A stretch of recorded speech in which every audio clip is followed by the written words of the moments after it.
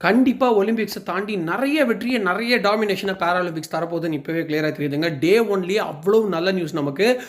இந்தியாவை சேர்ந்த ஷீத்தல் தேவி, Paralympics Archer Sheetal தேவி, 17 வயசானவங்க, சூப்பராக விளையாடினாங்க. இன்றைக்கி இண்டிவிஜுவல் ஈவெண்ட்டில் 73 பாயிண்ட் எடுத்து வேர்ல்டு ரெக்கார்ட் க்ரியேட் பண்ணாங்க. ஆனால் டர்க்கியை சேர்ந்த இன்னொரு பெண்மணி அதையும் பிரேக் பண்ணி 704 மறுபடியும் ஒரு வேர்ல்டு ரெக்கார்டை கிரியேட் பண்ணி அவங்க ஃபஸ்ட்டு, இவங்க செகண்ட் ரேங்கிங்கில்.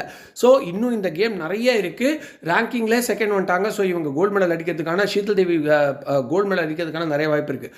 சரி, இதெல்லாம் இப்படி பண்ணாங்கன்னு பார்த்தா மிக்சட் காம்பவுண்ட் ஆர்ச்சரியில் ராகேஷ் குமார் அப்படின்ற ஆர்ச்சர், அப்புறம் ஷீத்தல் தேவி, இவங்க 2 பேரும் சேர்ந்து 1399 பாயிண்ட் எடுத்து வேர்ல்டு ரெக்கார்ட் கிரியேட் பண்ணி ஃபஸ்ட்டு ரேங்கிங்கில் வந்திருக்காங்க.